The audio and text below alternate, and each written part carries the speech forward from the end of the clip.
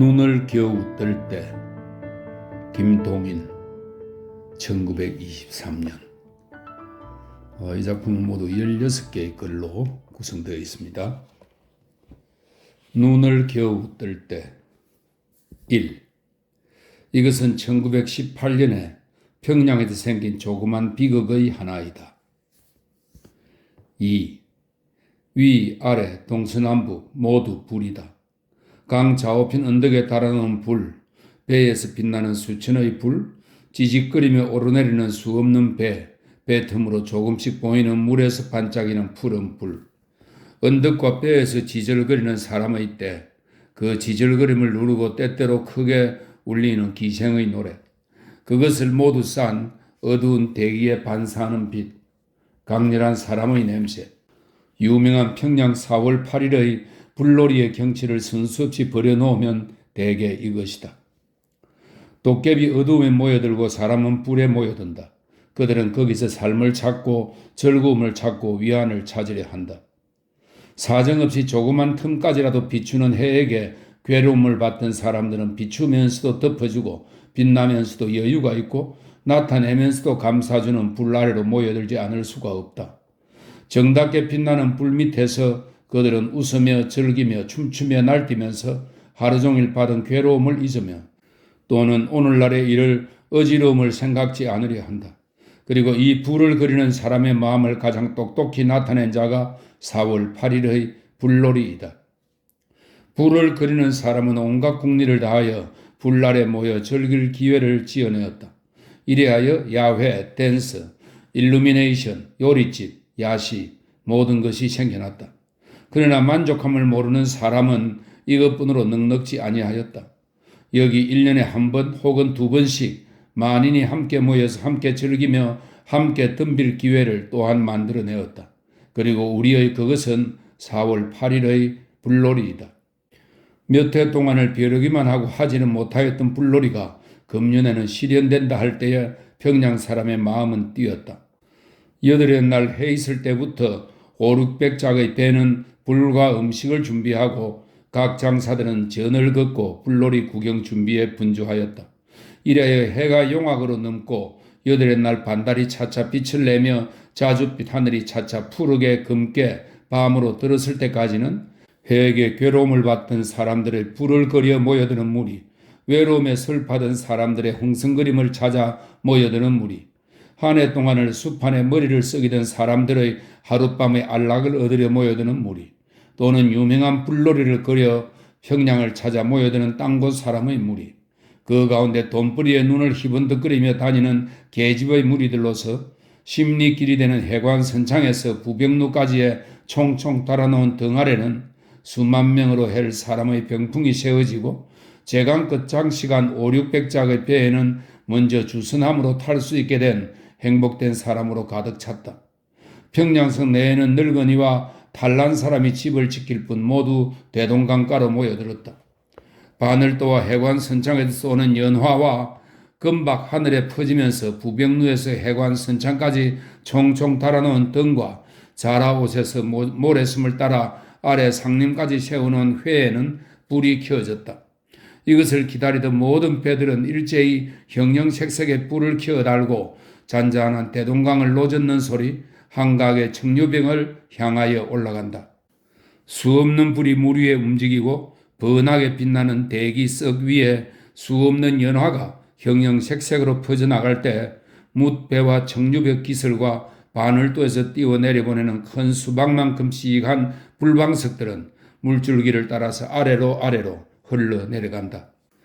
강 건너 모래섬에 한가마다 세워놓은 횃불은 강간불은 바람으로 말미암아 춤을 추어서 물속에 비친 자기 그림자를 놀리고 있다. 거치지 않고 쏘는 연화는 공중에서 이상하게 퍼지면서 수만의 불티를 날린다. 그리고 물 위에는 형형색색의 배가 불과 사람으로 장식하고 기름보다도 잔잔하고 구름보다도 검고 수정보다도 맑은 물 위를 헤어 다닌다. 배와 물에서 뛰어내려보내는 수없는 불방석들은 목숨의 불꽃같이 가나다랗게 불붙으면서 아래로 흘러간다. 불천지다. 강 좌우편에 단 불, 물에 뜬 불, 매화포의 불, 그것들이 비친 물속의 불, 도로 하늘로 반사한 대기의 빛, 거기에 또 여기저기서 나는 기생의 노래, 학생의 노래, 조선아악, 이리하여 대동강, 모란봉, 부병루, 청류벽, 능라도, 바늘도, 모래섬, 그 일태는 불로 변하고 사람으로 장식되고 음악으로 쌓였다. 배가 한 짝 얻고 싶다. 물에 서 있는 사람들이 말하지 않는 말은 이것이겠지. 한 짝 배를 얻어타고 마음껏 불 속에 잠겨서 불을 즐기고 삶을 즐기는 것은 얼마나 유쾌한 일이랴. 여기는 온갖 것을 초월한 삶의 문제가 있다. 그리고 또 그만큼 배 한 짝을 얻어탄 사람은 행복된 사람이었다. 금패도 이 행복된 사람 가운데의 하나였다. 3. 금패가 탄 배에는 금패 밖에 기생 둘과 손님 셋이 탔다. 이리하여 그들의 배는 배 틈들을 꿰이면서 고저녁이 부병루를 향하여 올라갔다. 금패는 배 난간에 걸터 앉아서 앞뒤 좌우를 흐르는 배의 불들도 바라보며 이곳저곳 날아오는 사면육각에도 귀를 기울이다가 거기도 끼운 뒤에는 W라는 손님의 곁에가 앉아서 이야기를 끄집어내었다. 시간을 보낼 핑계가 없어서 괴로워하는 그들 새에는 여러 가지 쓸데없는 소리가 바뀌었다. 누가 애를 뵀는데 그 애의 아버지가 Y라거니 X라거니, 누가 휴업을 하였거니, 누가 살림을 들어갔거니, 이런 쓸데없는 이야기를 하고 있는 동안에 배는 능라도 아래 이르렀다. 불놀이를 구경하러 떠난 배들은 여기서 쉬면서 술을 먹는 사람은 술을 먹고, 술을 안 먹는 사람은 웃고 덤비며, 어떤 사람은 모란봉 꼭대기에 올라가서 불야성을 이룬 대동강 일대를 구경도 하다가 11시 혹은 12시쯤 각각 자기 떠난 곳으로 돌아가는 것이었다. 그들의 배도 거기에 머물렀다. 한잔 하세. 아직 반치도 지나지 못한 손님들은 술을 요구하였다. 그러나 이 말이 맺기 전에 금패의 동그랗고 예쁜 손에는 벌써 맥주병이 들렸다. 불로 말미암아 금빛이 도는 맥주는 잔에 부어졌다. 그리하여 이 배에도 점점 흥이 돌게 되었다. 일배 부일배로 이었고 취형이 배 안에 돌고 컵의 왕복이 더디게 되었다. 금패는 까닭은 모르지만 엉덩이를 덜 추어주는 것 같은 기쁨을 참지 못하여 가만히 장구를 끌어당겼다. 한마디 더 짝군 예? 혀 꼬부러진 소리가 신음하였다. 금패는 월선에게 눈짓을 하였다. 가장 흥성스러운 방아 타령 한마디는 월선의 입에서 부드럽고 아름답게 나왔다. 에라 찌어라 방해로다. 반놈은 늙었으니 다시 젊지는 에라 못할러라. 유탕한 월선의 소리는 숙련한 금패의 장구와 함께 높고 낮게 그 시끄러운 불놀이 소리 가운데서도 빼어나게 울려나간다. 금패가 노래를 받았다. 옛다 좋구나. 25연 타냐월에 불성은 청원 저 기러기. 긴 갈순 한 대를 입에다 물고 부러진 지척이 옆에 끼고 점점이 나라느니 평시 나가니 에라 이 아니냐. 좋다 잘한다. 때때로 술 취한 콘소리가 신음하는 듯이 울려온다. 금패는 유쾌한 마음이 되어 노래를 주고받고 하였다. 시끄러이 웅성거리는 불놀이 소리 가운데 빼어나게 예쁘게 울리는 이 소리는 뭇배들의 주의를 끌지 않고는 두지 않았다. 구경배까지 몇이 둘러섰다. 마지막 서로 얼굴을 바라보며 금패가 영산 홍로 봄바람에 넘노느니 황복 백접이라고 냈다 뽑을 때는 저 먼데 배에서까지 잘한다 소리가 울렸다. 이리하여 방아 타령은 끝났다. 금패는 자랑스러운 듯한 얼굴로 장구를 밀어놓고 사이다를 한 잔 부어가지고 월선회를 끌고 배전에가 앉았다. 그리고 불에 잠겨서 삶을 즐기는 몇만 명의 사람을 보면서 놉시다 젊어서 놉시다. 나이가 많아서 백수가 되면 못 노나니라고 조그만 소리를 읊었다. 그때 월선회가 금패를 꾹 찔렀다. 예, 대급 봐라. 여학도들이 다 있구나. 여학도가 어디? 금패는 수심가를 멈추고 월신이 가리키는 편을 보았다. 그때는 그 배에서도 금패의 배를 손가락질하면서 여기서까지 넉넉히 들리게 소곤거린다. 기생 봐라. 어디? 정? 금패는 자랑스러운 듯한 적개심으로 머리를 잔뜩 들고 경멸하는 눈을 여학생의 배에 향하였다. 그건 꽤 곱다 예. 하는 여학생의 손가락은 금패에게 향하였다. 금패는 성내주고 싶은 듯한 자랑하고 싶은 듯한 마음으로 코웃음을 웃은 뒤에 머리를 월슨에게 향하였다. 그러나 12시를 치는 시계를 8시까지 들은 사람은 나머지의 넷을 안 들으려야 안 들을 수 없다. 금패의 귀도 그 여학생들에게 기울어졌다. 망측해라. 그렇게 손가락질하면 보갔구나. 본들 매일 핫하니 속으로 욕하디. 속으로나 욕한들 그래도 봐라. 숙고사 치마에 빛이 비나에 꽤 말소하게 차렸대. 그까짓 거라니. 너 그래 그렇게 차렸니? 안 차렸어 좀. 바로 있기나 한 것 같구나. 없어도 그깟건 부럽질 않아. 잘 안 부럽 같다. 여자치고 고운 옷 안 부러워하는 사람은 암만 그래도 없어. 옷이나 잘 입으면 뭐래? 너 이제 10년만 지내봐라. 대것들이 꼴이 뭐이 됐나? 미처 시집도 못 가고 구주주하게. 그 뒤에는 그들의 이야기는 다른 문제로 넘어갔다. 그리고 이제 5분이 지나지 못하여 그들은 이제 그 이야기를 잊어버릴 테지. 그런 이야기를 하였는지 안 하였는지도 잊어버릴 테지. 서로 기억을 한다 해도 가장 변변치 않은 이야기를 한마디 하였다 하는 이상은 기억지 않을 테지. 그러나 그 이야기가 금패에게는 날카로운 송곳보다도 더 뾰족한 끝이 있었다. 4. 금패는 성이 났다. 그러나 그의 성난 까닭이 무엇인가? 이 학생들이 거짓말을 하였나? 아니, 그들의 말은 처음부터 끝까지 참말이었다. 그리고 또 참말이므로 금패도 성이 났다. 만약 이 학생들이 거짓말을 하였다면 금패는 한낱 코웃음으로 그들을 경멸해 주었을 뿐일 터이다. 그러면 그의 노여움의 대상은 누구였던가? 그의 노여움과 그 여학생들 새에는 얼마의 새 틈이 있었다. 맥주에 마시던 손님들도 아니었다. 금패의 부모도 아니었다. 금패 자기도 아니었다. 그러면 무엇이냐? 금패의 머리에 떠오른 것은 금패 자기의 경우였다. 처지였다. 나는 이 기회를 타서 금패의 경력을 좀 써보려 한다. 그는 쾌활한 성질이었다. 8살까지 속꽃분으로 거리에 나와서 사내 애들과 싸우던 것도 아직 그의 기억에 남아있는 바였다. 9살에 그는 기생의 빛나는 살림을 그려 기생서재에 붙여달라 하여 성공하였다.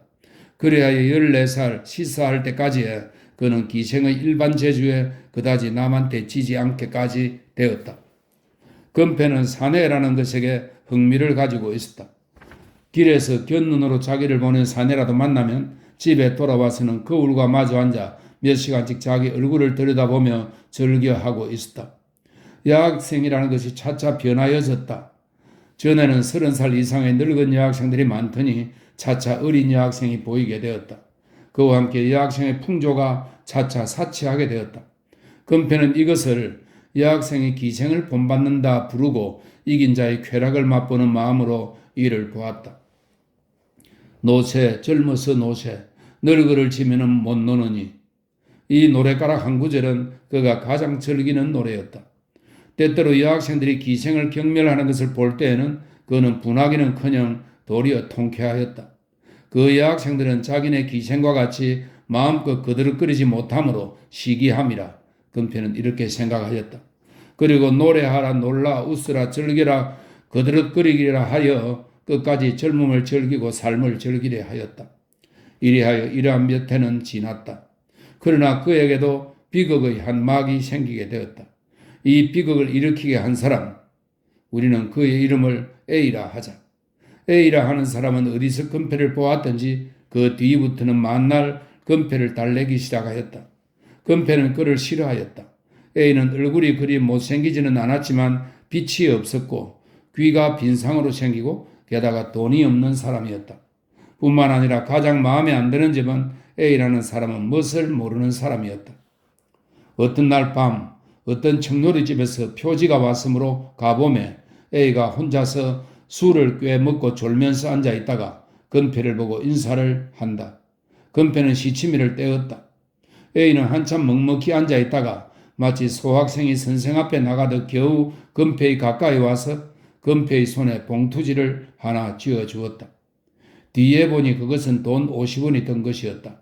금패는 아무 대답도 아니하였다. 그러나 A의 저품을 띤 어린애와 같은 눈과 동작은 얼마간 그에게 사랑스러이 보였다.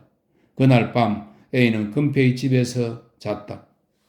한번 따뜻함을 본 A는 그 뒤에 여러 번 금페를 달래했다. 그러나 푼푼이 몇 달을 모은 50원을 한꺼번에 써버린 그에게는 다시는 돈이 안 생겼다. 금페는 그를 물리쳤다. 눈보라 몹시 하는 어떤 밤이었다. 금페는 요리집에서 늦도록 놀다가 밤중에 집에 돌아오니까 A가 눈을 하얗게 뒤집어 쓰고 금페의 방문 앞에서 우들우들 떨면서 금페가 돌아오기를 기다리고 있었다.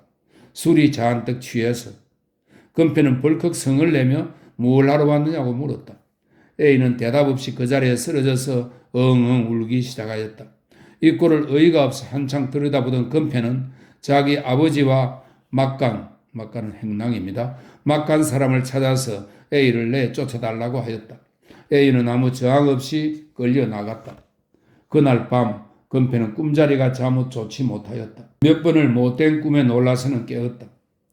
이튿날 금페의 집에서 멀지 않은 곳에 A가 얼어 죽어 있는 것을 그는 알았다.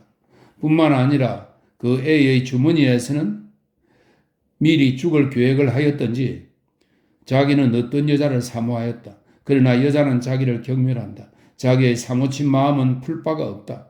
자기는 애타는 마음을 서로 지우기 위하여 이 목숨을 끊어버린다. 그러나 자기는 역시 그 여자를 미워하거나 원망하지는 않는다라는 글까지 나왔다. 그리고 그 어떤 여자란 물론 금페 자기였다. 이 일이 있은 뒤에 금페의 마음은 크게 변하였다. 그리고 또 이 일로 말미암아 금페는 두 가지 일을 깨달았다. 첫째는 사람의 앞에는 죽음이라는 커다란 그림자가 있다는 것이다. 금페 자기의 앞에도 그것은 확실히 있었다. 그것은 언제 뛰쳐나올지 모를 것이었다. 10분 전에도 안 보이던 그 그림자가 10분 뒤에 벌써 뛰쳐나온 것을 그는 보았다. 또 둘째는 이 세상에는 돈과 멋밖에 참과 참 그리움이 있다는 것을 그는 깨달았다. 전재산, 50원이라는 돈은 큰 돈이 아닌 동시에 또는 한 사람의 전재산 이상이었다. 그 전재산을 던져서라도 얻고자 한 참과 온 목숨을 던져서라도 아픈 마음을 잊어버리고자 한 참 사랑을 보았다. 이것은 금페의 마음에 크게 영향되었다. 이때부터 그에게는 남에게 모를 한숨이 생기고 남에게 모를 눈물이 생겼다. 밤중에 요리집에서 쓸쓸한 자기 집에 돌아와서 거울과 마주 앉아 하소연할 때, 달뜬 밤 뛰노는 젊은 피를 검은고로 하늘에 아뢰일 때, 또는 잠든 평양 시가를 둘러볼 때, 혹은 가을 아침 보얀 안개 틈으로 노젓는 소리를 들으면서 물에 떠놀 때, 남에게는 모르지만 웃고 즐기는 그의 마음 깊은 속에는 떨리는 듯한, 뛰노는 듯한, 또는 쪼개지는 듯한 약하고도 강한 느낌이 잠겨 있었다. 청랑들과 즐거이 놀고 있을 때도 마음속에는 언제 터질지 모르는 어떤 한숨이 숨어 있었다. 이동안 그의 머리는 언제 배웠는지 모르지만 한 가지 문제가 성장하였다. 굵고 짧게 사는 것이 정말이냐? 가늘고 길게 사는 것이 정말이냐? A를 생각할 때 그는 굵고 짧게 사는 것의 무서움을 깨닫는다. 그러나 또는 A를 미루어 언제 죽을지 모르는 이 세상에서 구태여 그다지 구차스럽게 굴 것도 없다. 그리고 그는 한탄하였다. 인생 50년은 결코 짧지 않다. 그 이상 살자면 지루하리라. 그러나 그 50년은 젊고 기쁘게 지내고 싶은 것이라고. 그러나 이것은 도저히 못될 일이라 할 때에 그는 외로움을 깨달았다. 이래하여 그의 쾌활한 반면에는 울음이 생기고 웃음의 반면에는 눈물이 생기게 되었다. 5. 눈물 머금은 수정 같은 금페의 맑은 눈은 다시 천천히 이 학생들의 배에 향하였다. 그러나 두 배 쇠에는 어느덧 밝게 장식한 용각선이 끼어서 아까 기생들을 혹독히 폄하던 그 여학생은 겨우 등이 조금 보일 뿐이었다. 그러나 그 조금 보이는 무엇을 설명하느라고 들썩거리는 등은 역시 이렇게 말하는 것 같다. 이제 10년만 지나봐 그 꼴이 무엇이 되나? 금페는 아직 여학생들이 시집간 뒤의 살림을 엿본 적이 없었다. 그러므로 그는 온전히 그를 몰랐다. 그러나 금페의 짐작으로서 빠르다 하면 그것은 봄에 묘에 핀 진달래와 같은 것이었다. 연한 자줏빛으로 빛나는 것. 그것이 여학생들의 이 뒷살림에 다름없었다. 피아노, 책을 보고 있는 마누라, 양복한 어린애, 여행, 그것이 그들의 이 뒤의 살림에 다름없었다. 그리고 그것은 큰 즐거움에 다름없었다. 그러나 이제 10년을 지나 보아 자기네 이 뒷살림은 과연 여학생들의 말과 같이 구주조할까? 금패는 그것을 똑똑히 생각지 않으려 하였다. 그러나 그동안의 순수 없이 몇 가지의 생각은 저절로 그의 머리에 지나갔다. 첩, 병, 매음, 매, 봄마누라, 싸움, 이것이었다. 자기네 앞에 막혀있는 그림자는 이것이었다. 금패는 고진감래란 말을 들었다.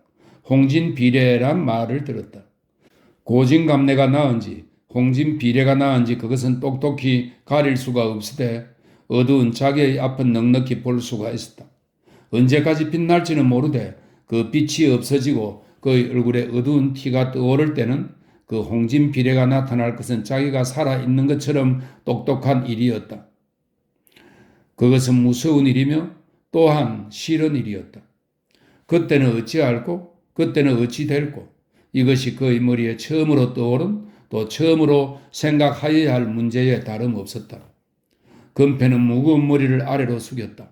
곧 배 곁으로 가늘게 불붙는 불방석 하나가 그의 장내를 풀려는 수수께끼와 같이 아래로 흘러갔다. 이것을 잠깐 따라가던 그의 눈은 다시 천천히 들렸다. 뜨거운 눈물이 몇 방울 그의 치마 앞자락에 떨어졌다. 그것은 자포자기의 눈물이었다. 그리고 또 절망의 눈물에 다름없었다. 금패가 아직껏 경멸하던 것은 여학생들의 현재였다. 그러나 한번 장례를 볼 때에는 두 자세에는 헤아리지 못할 커다란 구렁텅이가 있었다. 즉 여자들에 대한 더할 나위 없는 적개심이 그의 마음에 일어났다. 서늘한 빛이 나던 그의 눈은 독을 품고 여학생들의 배편을 보았다. 그러나 그 배는 벌써 어디론가 없어지고 요리배 몇이 그 근처에 움직일 뿐이었다. 금패는 외로움을 깨닫고 더부리의 곁으로 갔다. 누구에게든 한마디의 따뜻한 위로가 듣고 싶었다.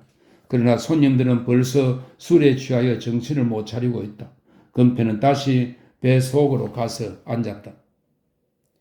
우리가 피차의 남북에 살아도 불변심 석자는 꼭 잊지 마세. 가까운 어느 배에서 갑자기 찢어지는 듯한 소리가 나며 장구가 장단을 맞춘다. 그 뒤에는 큰 웃음소리. 하마터면 처마에 떨어질 뻔한 눈물을 빨리 씻고 그는 고즈넉이 머리를 들었다. 벌써 저편에 가 있는 용각선에서 사면육각의 부드러운 소리가 은은히 날아온다. 6. 12시쯤 그들의 배는 돌아섰다. 요리집 앞에 배가 닿은 다음에 금패는 불구경에서 돌아가는 사람들 틈을 꿰이고 잠깐 요리집에 들어서 시간표를 찾은 뒤에 인력거는 그만두고 걸어서 이문골로 들었었다. 거기는 사람도 적었다. 금패는 무거운 머리를 아래로 숙이고 천천히 걸었다. 아까 여학생들에게 비웃긴 때와는 온전히 다른 외로움이 그를 괴롭게 하였다. 사람이 살아간다는 것은 과연 무엇인가? 먹고 입고 일하고 또 먹고 자고 이튿날도 또 같은 일을 거푸하고 50년 일하기도 하고 100년 일하기도 하는 일생을 이렇게 지내니 살아간다는 것은 다만 이것을 뜻함인가? 즐거운 꿈을 꿈이라 없인 여기니 살아가는 동안에 때때로 이르는 즐거움과 즐거운 꿈새에 과연 구별이 있는가?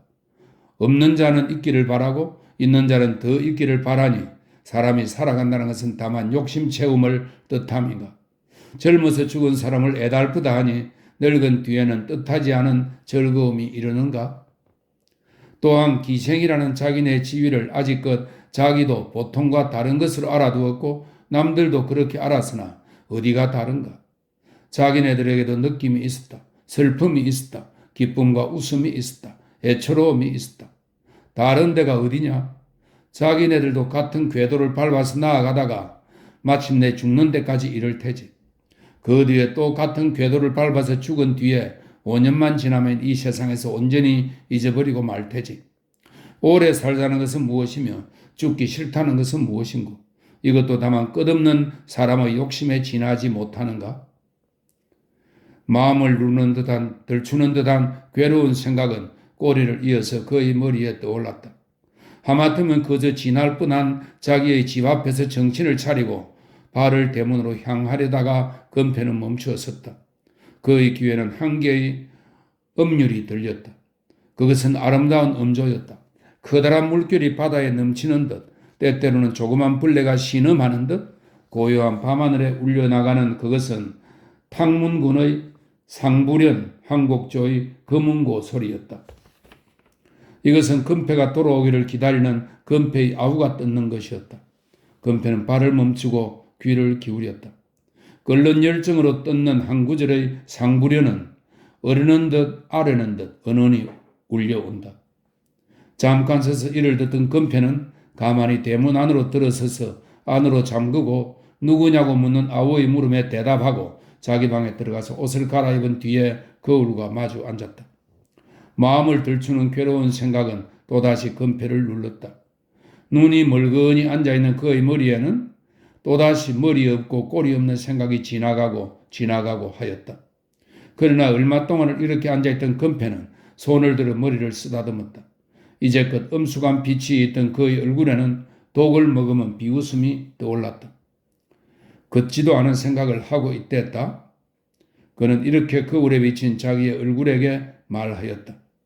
지금의 금패에게 말하라면 인생이란 풀기 쉬운 수수께끼였다. 그러나 사람들은 그렇게 해석하기가 싫어서 뭉갤 뿐 인생이란 것 같이 풀기 쉬운 수수께끼는 다시 없었다.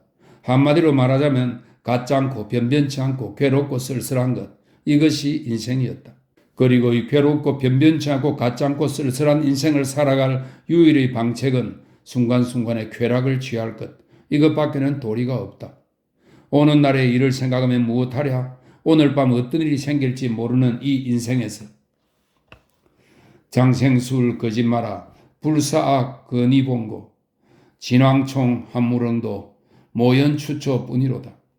인생이 일장춘몽이니 아니 놀고 의리. 그는 속으로 읊으면서 벌떡 일어서서 아우의 방으로 건너갔다. 아직 쓴 것을 모르는 아우는 금은고를 밀어놓고 어느덧 잠이 들어있다. 순결한 두 젖을 내놓고 숨소리 고저녁이 잠이 들어있다.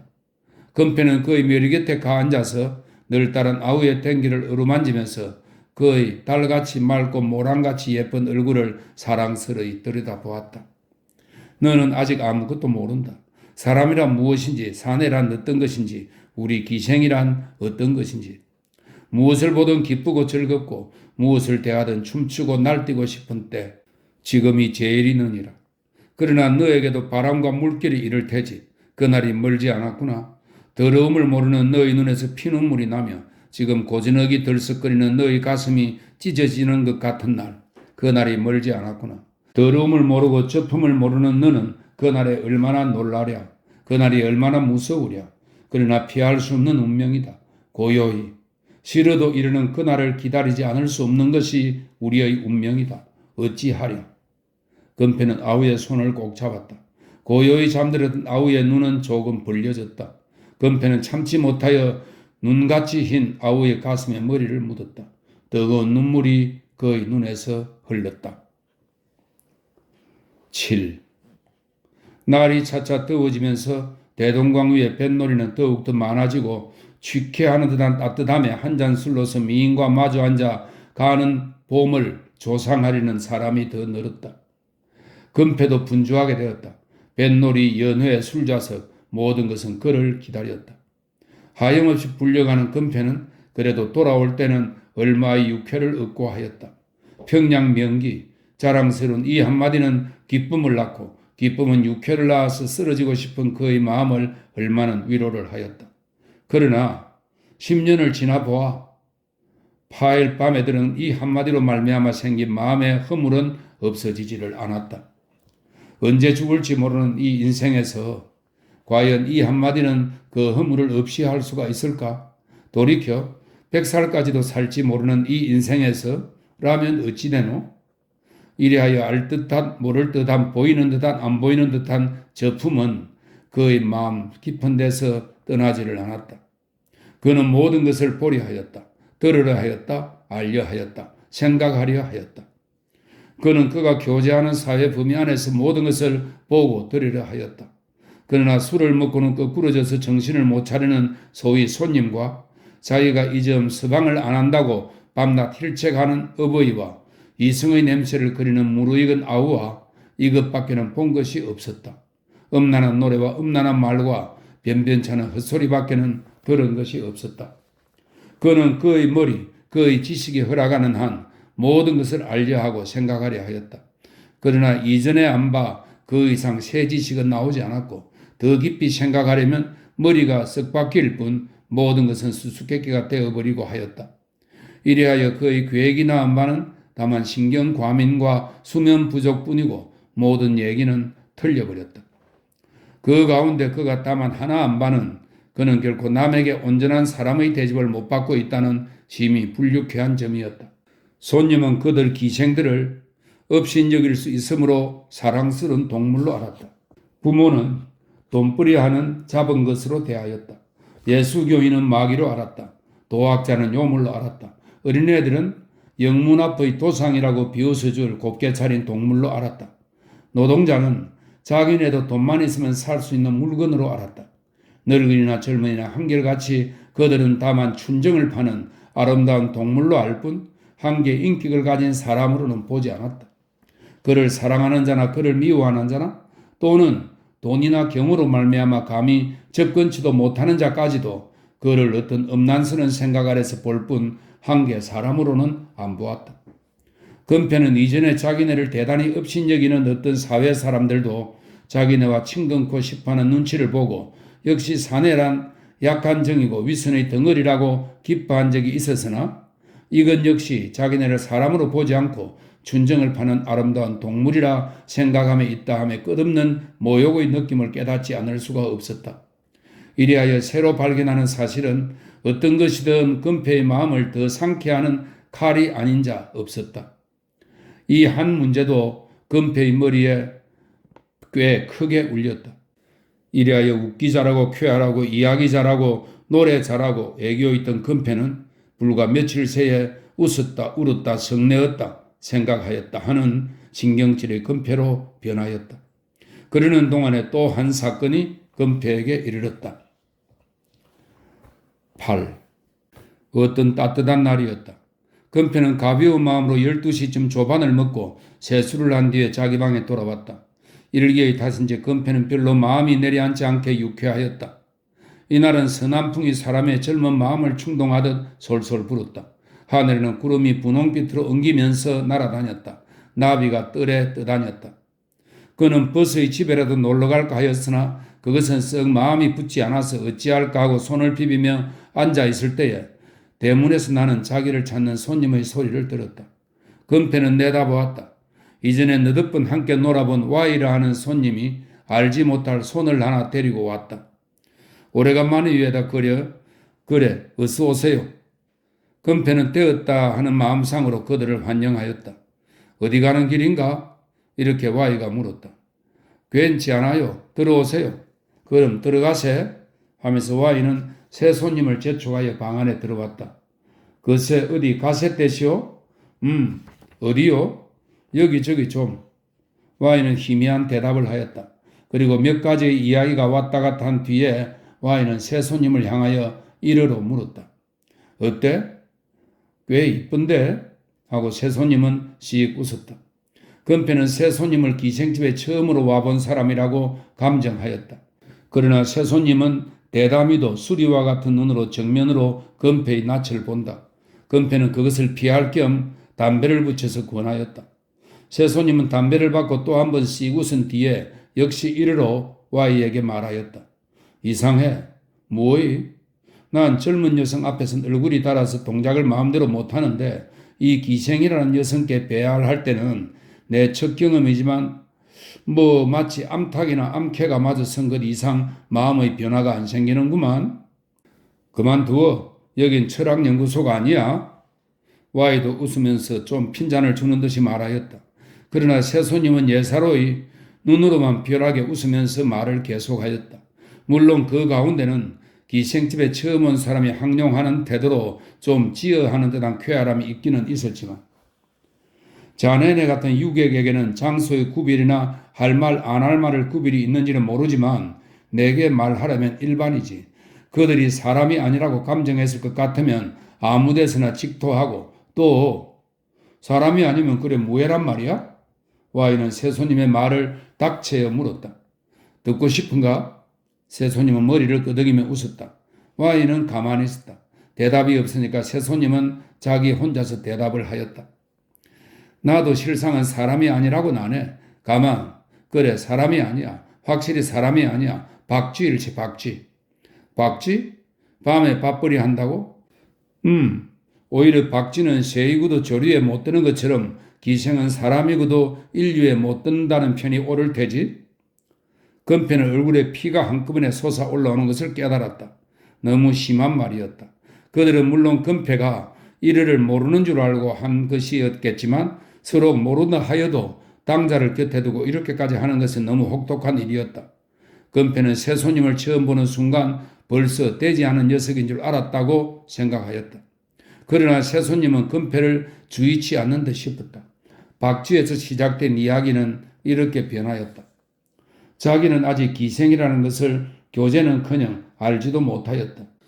그저께 여기 평양을 내려올 때에 기차에 자기 맞은편에 기생이 앉아 있었는데 이것이 자기로서는 기생과 가장 가까이 앉아본 첫 경험이다.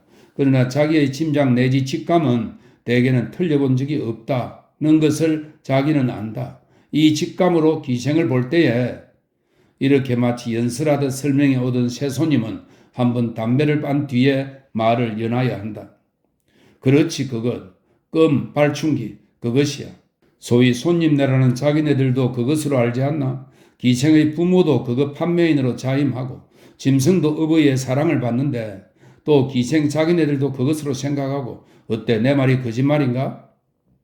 Y는 대답이 없었다. 새 손님은 또다시 이야기를 이었다. 징역군, 그래. 이 세상에 사람이고 사람의 대접을 해주지도 않고 받지도 못하는 종류의 사람은 기생밖에 징역군이란 것이 또 있기는 하군. 그런데 여기 특별히 주의하여야 할 현상은 무엇이냐 하면 두 자 다 사람은커녕 짐승보다도 씩 못한 대우와 속박을 받고 있다는 점이네. 그것은 나보다도 자네가 더 잘 알겠네. 이고도 이 못되는 자, 다시 말하면 섬석이, 그것은 자기 이하의 종류의 대우보다도 더 못한 대우를 받는다 말이야. 그런데 여기 더 안 된 것은 기생이라는 사람이라 해두지. 그 기생이라는 사람은 자기네 생활에 만족은커녕 오히려 만심을 품고 있지 않나? 자기는 기생 각하루라고? 나는 이렇게 생각했네. 사람이란 온 경우와 환경을 따라서 이렇게까지 극단의 바보도 되고 이렇게까지 근성의 꼬리까지 썩는 것이냐고.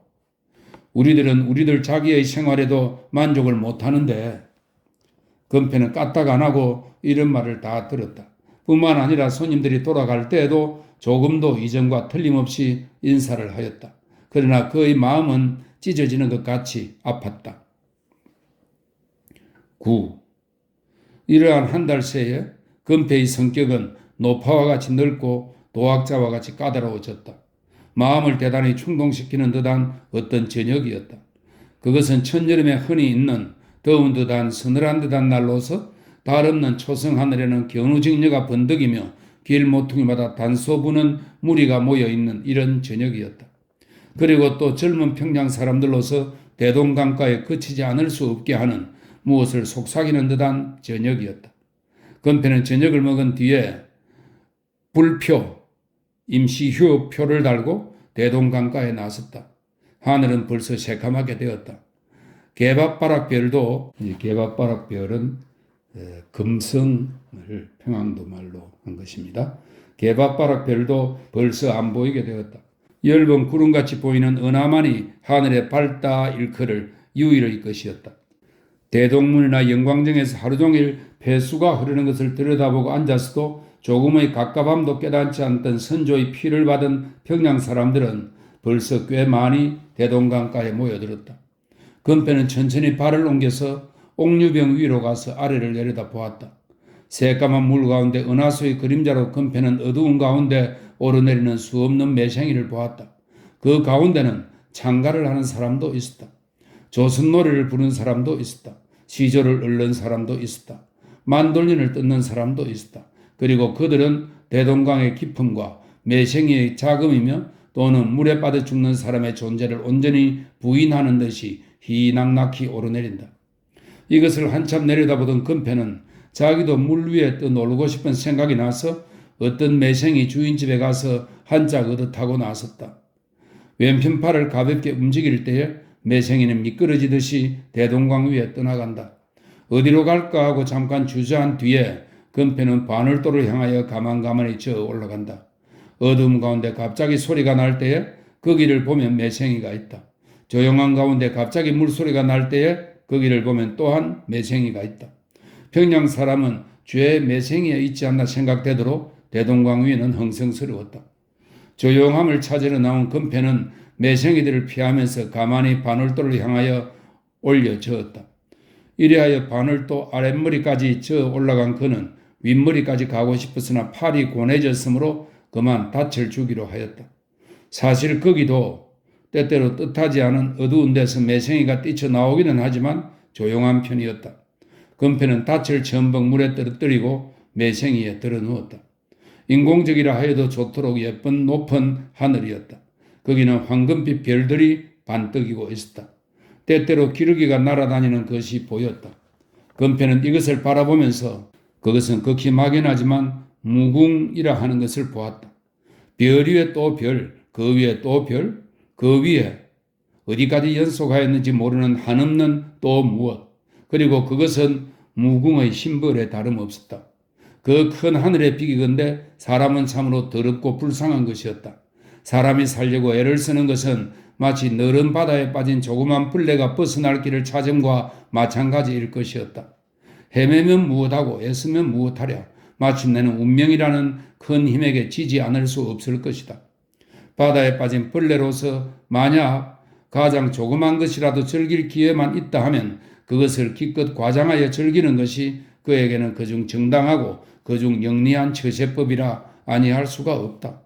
즐겨두어라 즐겨두어라. 걱정하면 무엇하고 애태우면 무엇하랴. 그것도 마침내는 사그라지고 너른 하늘과 거기서 반뜨기는 별만 영구히 남아서 사람의 쓰러짐을 비웃고 있을 테다. 금패는 꿈꾸듯 이런 생각을 하며 누워 있었다. 10.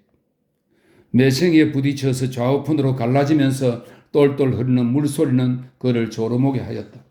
몇 번 정신을 차려보았으나 규칙 바르게 나는 물소리는 피곤한 그를 또다시 취하게 하고 하였다. 달콤한 꿈에서 깨기는 싫었으나 온전히 잠이 들면 안 되겠다 생각하고 그는 일어나서 세수를 한번 하고 다시 누울 작정으로 매생이 속으로 갔다. 금패는 자기가 어찌되었는지 몰랐다. 다만 머리에 서리는 물을 입으로 푸푸 뿌리면서 매생이 전을 붙잡고 물에서 매생이로 올라오려고 애를 쓰는 자기를 그는 발견하였다. 그는 어느덧 매생이에서 떨어진 것이었다. 온갖 힘과 애를 다 써서 겨우 매생이에 올라온 그는 몸을 사시나무와 같이 떨었다. 추위와 무서움이 한꺼번에 그를 습격하였다. 그러나 그 무서움은 무엇에 대한 것인지 그는 몰랐다. 저편 앞에서 왈왈하는 여울에 물 흐르는 소리까지 그의 두려움을 더하게 하였다. 그는 무서움을 참지 못하여 옷을 짤 겨를도 없이 빨리 떨리는 손으로 노를 저어서 시가 쪽으로 향하였다. 여울에 들어서면서 매생이는 무서운 물림에 몰려서 쏜살같이 이편 쪽, 즉 시가 쪽 언덕에 가까이 왔다. 금패는 조금 안심되어 눈을 들었다. 사람의 말소리까지 들렸다. 이때야 그는 겨우 정신을 가다듬고 사람의 눈에 안이 떠있는 곳으로 매생이를 지어가서 옷을 하나씩 벗어서 짜입은 뒤에 다시 시가 쪽 언덕 매생이 주인집 선창에 갖다 대었다. 그리고 매생이 주인집에는 들르지 않고 좁은 길로 빠져서 자기 집에 돌아와서 아직 대문이 열린 것을 다행히 여기고 몰래 자기 방에 들어왔다. 방은 아까 불을 끄고 나간 대로 그대로 있었다. 그는 불은 켜지 않고 손으로 더듬어서 옷을 얻어 갈아입은 뒤에 물에 젖은 옷은 뭉쳐서 한편 모퉁이에 박고 쓰러지듯이 그 자리에 엎드렸다. 그의 마음은 맹나고 괴상하게 떨렸다. 온갖 저품은 그의 마음을 눌렀다. 그러나 그 저품은 모두 수수께끼와 같이 이상하게 범벅된 모를 것들이었다. 이러한 불안 속에서도 그는 다만 한 가지뿐을 똑똑히 의식하였다. 그것은 아까 그때 자기 앞에 갑자기 나타난 죽음이라는 검은 그림자에 대한 것이었다. 그리고 그 가운데는 아까 그때 자기는 왜 온전히 죽어버리지 않았나 하는 생각도 섞여 있었다. 11. 아낙네들이 기다리던 5월 단오가 이르렀다. 우리는 무엇이니 무엇이냐 하는 전설적 문제들을 끄집어낼 필요가 있다. 그러나 차차 속되어가고 차차 없어져가는 이전의 아름다운 풍속을 들여다볼 때에 한 애처로운 느낌을 깨닫지 않을 수가 없다. 단오 명절은 아낙네의 날이다. 남인 금제의 불문율을 걸어놓은 아낙네의 날이다. 1년 동안을 마누라라는 신성한 직업에 골몰하였던 그들이 하루 동안을 편안히 쉬는 날이다. 지금은 없어졌지만 그 당시에 젊은 평양 여인의 기껏 잘 차린 뒷모양은 사람으로 하여금 신성한 느낌을 일으키게 한 것이었다.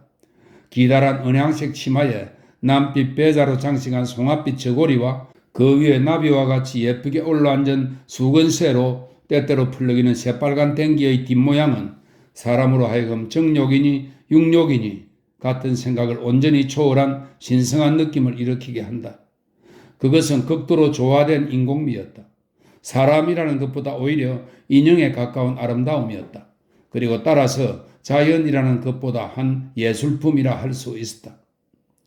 아침 동안에 마음껏 차림을 차린 그들은 11시 전부터 차차 때를 지어서 동산으로 모여든다. 동산에는 그들을 기다리는 그네줄이며 각 장사들이 벌써 준비되어 있다. 이래하여 오후 2시쯤까지에는 동산은 젊은 아낙네들로 메워진다. 이때 만약 우리가 모란봉 꼭대기나 을밀대에 가서 동산을 내려다보면 거기는 각색 농후한 색채가 흐트러지고 섞여서 범벅으로 뭉기고 있는 것을 볼 수가 있다.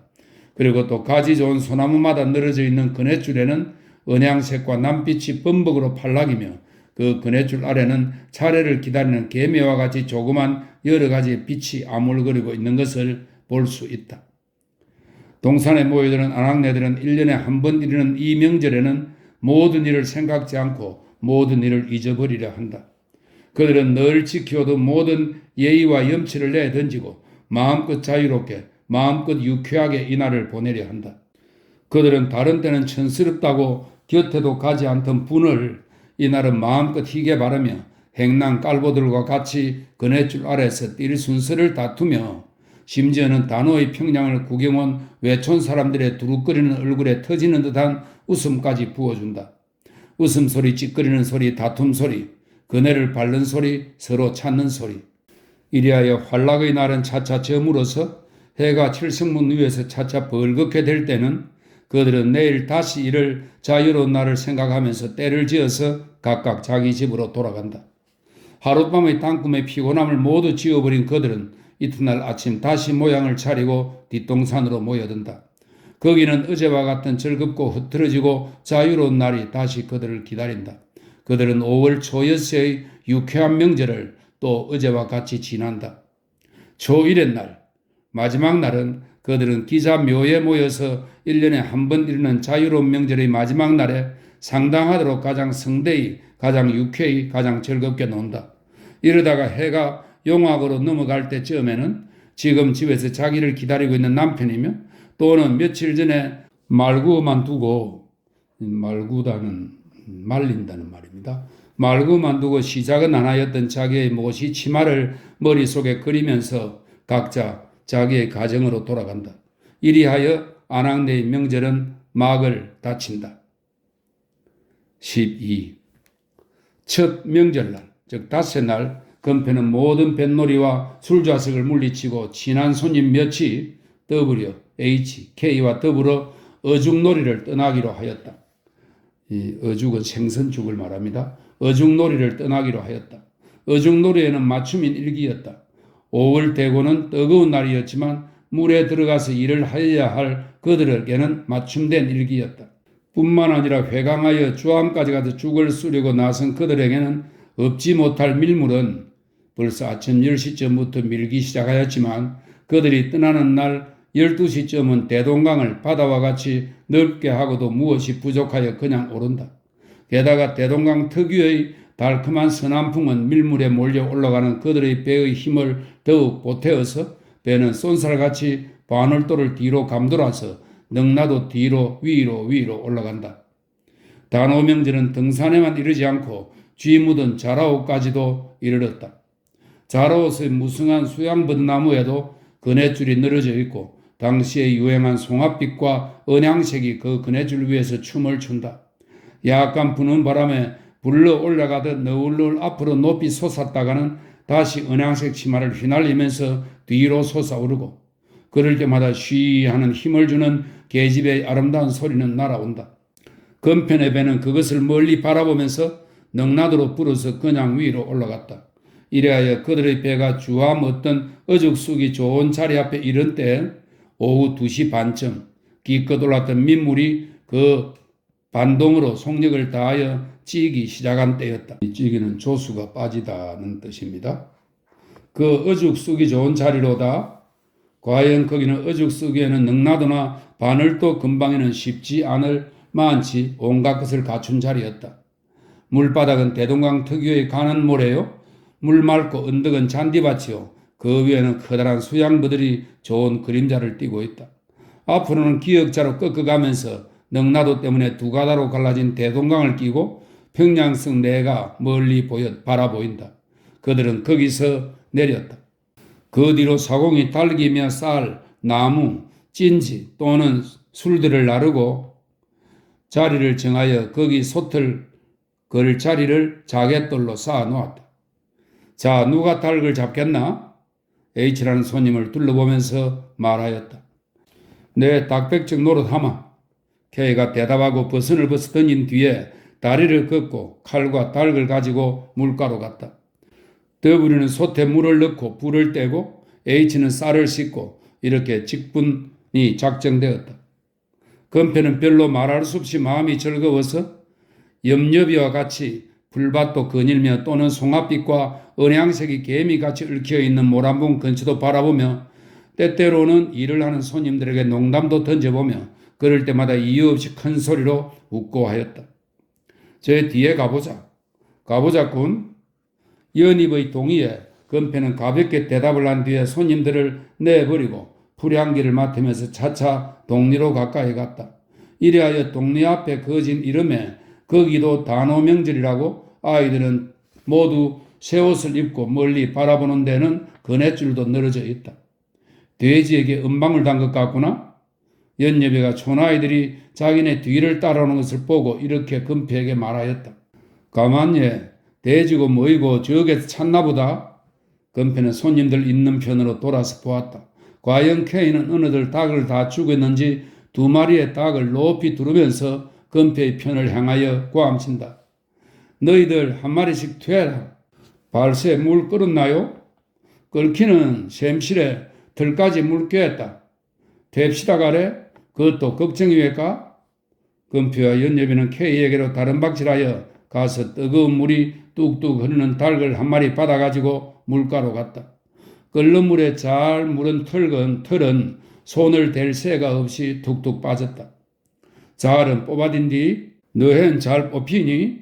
내hen 당초엔 안 뽑히느나? 이렇게 연희비가 머리는 닭에게 향한 대로 대답하였다. 바꾸어 달라니? 정 바꾸어 주렴? 직 먹겠니? 건편은 연희백에 농담을 한번 던진 뒤에 닭의 털을 새빨갛게까지 벗겼다.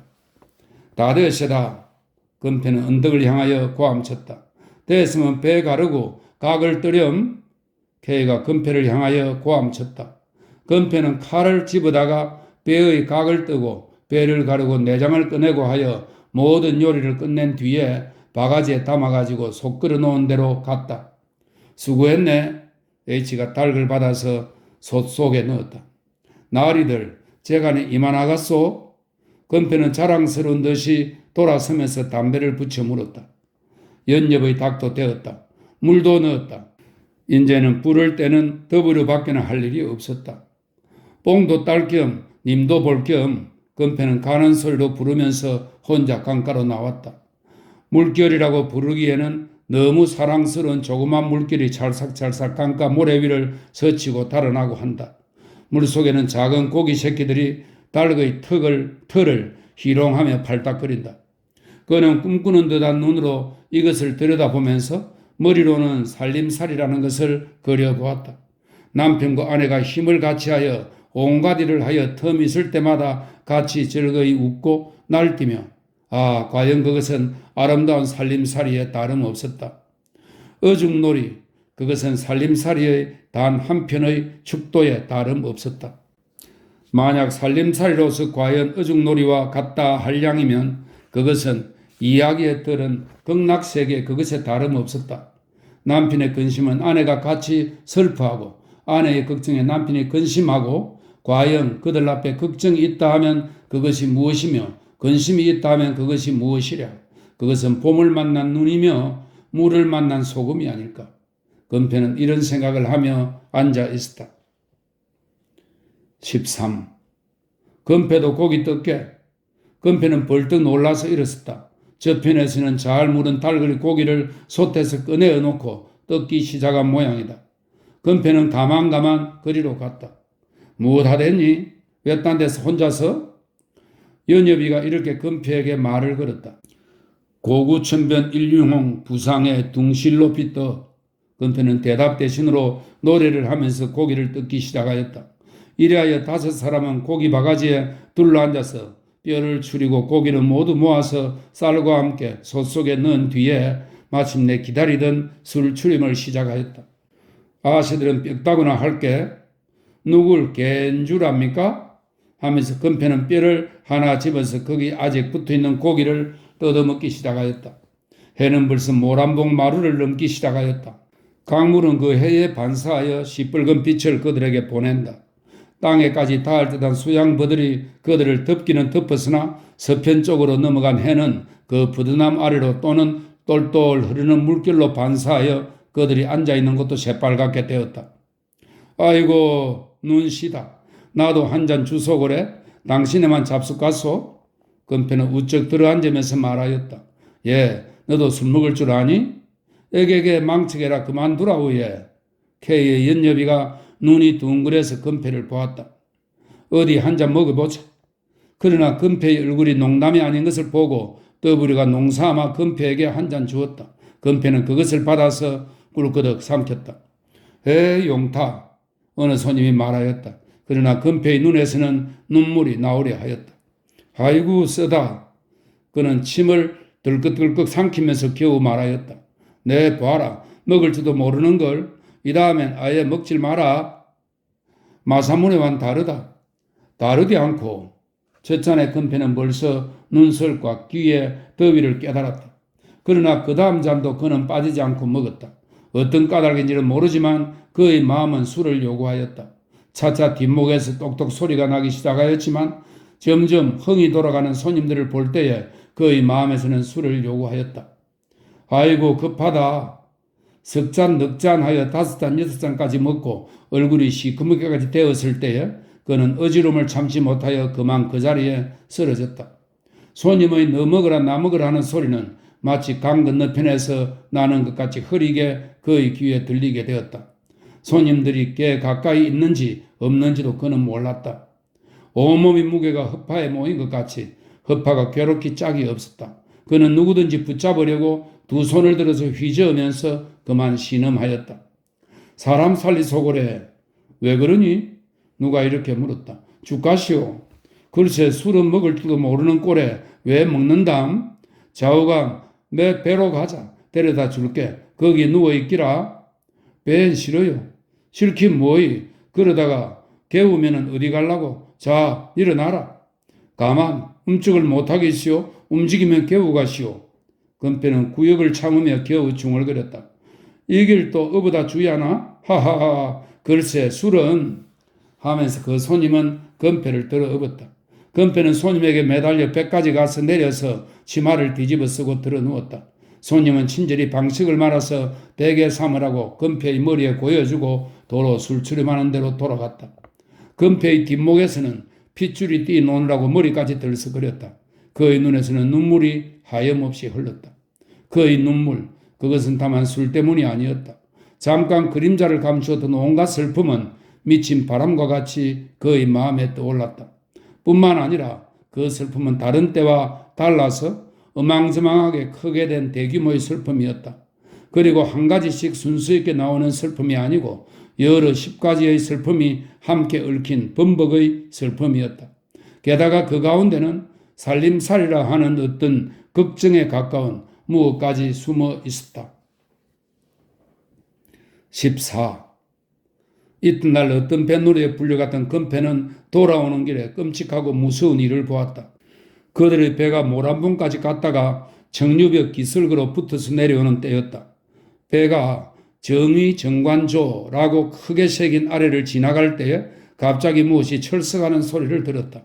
배에 탔던 모든 사람은 일제히 머리를 소리나는 편으로 향하였다.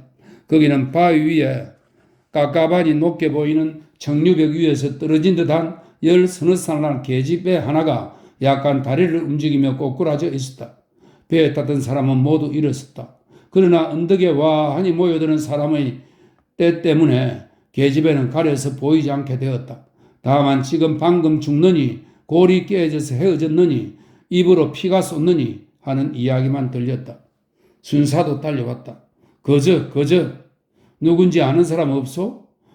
불사해. 이와 같은 소리가 웅성스레 들렸다. 에구 끔찍해 내려가세. 손님이 배를 재촉하였다. 금패는 몸을 떨고 돌아서면서 월선에게 말을 붙였다. 아이고 끔찍도 해라. 오늘 밤 눈에 벌에서 어디 켰잖아? 아까 와라. 댄 아무것도 모르고 죽을 같디? 알긴 도무지 10서너 난 거야? 그의 부모가 알건 죽을 때 같구나? 금패는 한숨을 쉬고 앉았다. 월선의 아무것도 모른다는 것은 성을 뜻함이었다. 그러나 금패의 아무것도 모른다는 것은 결코 그런 뜻에서 나온 것이 아니었다. 금패의 뜻의 한 가지는 그 애는 아직 살아나가는 데 대한 아무 적품이며 두려움을 모르고 죽었겠다 하는 것이었다. 그러나 그보다도 더 마음속에 깊이 틀어박힌 것은 그 애는 한순간 전에도 제가 죽을 것을 몰랐겠다 하는 것이었다. 그날 밤 집에 돌아와서도 그는 한잠을 이루지 못하였다.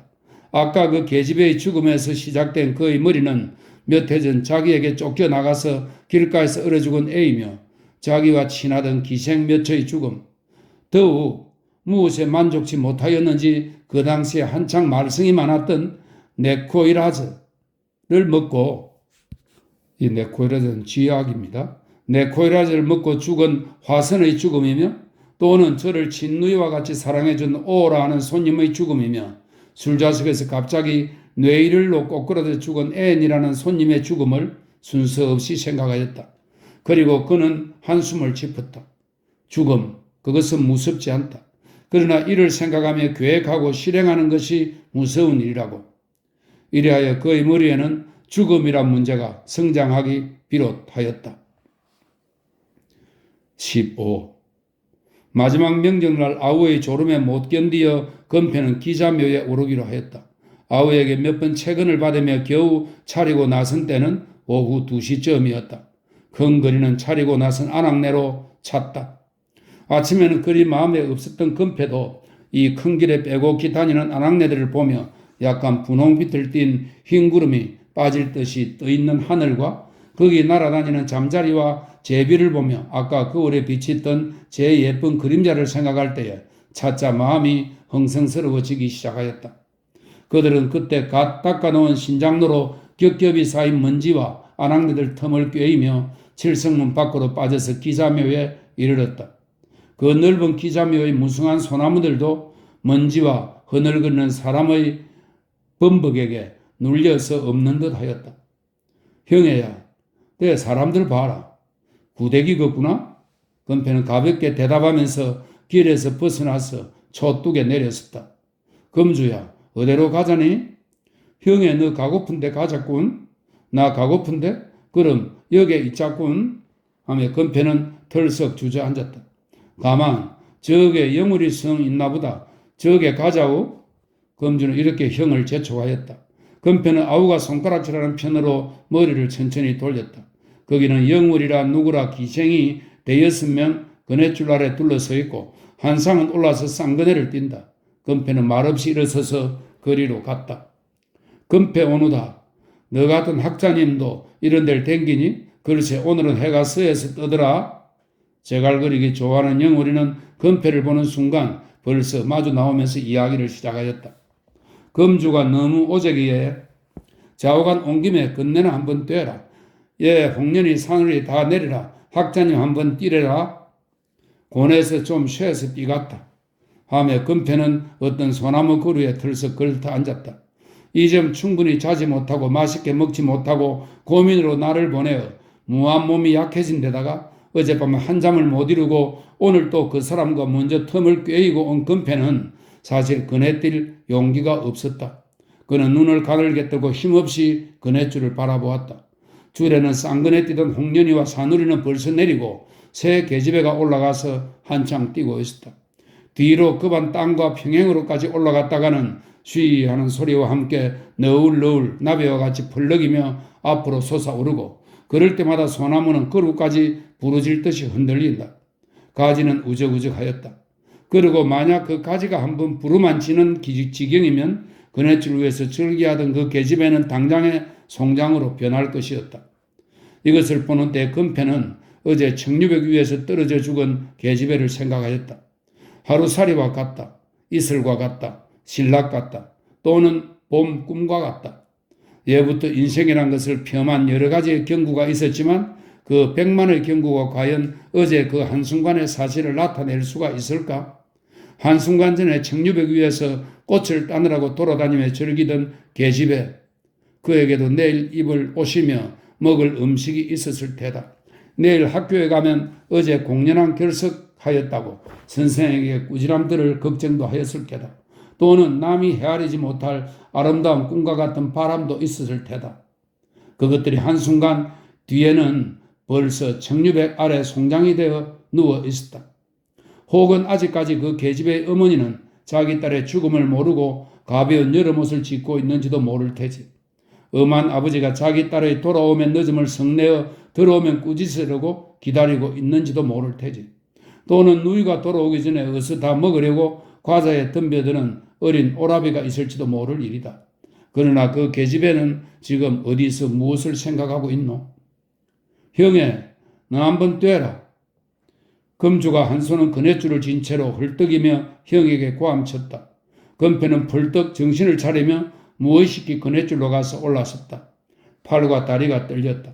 금주는 그네줄을 뒤로 우쩍 끌고 갔다가 앞으로 내어 쏘았다.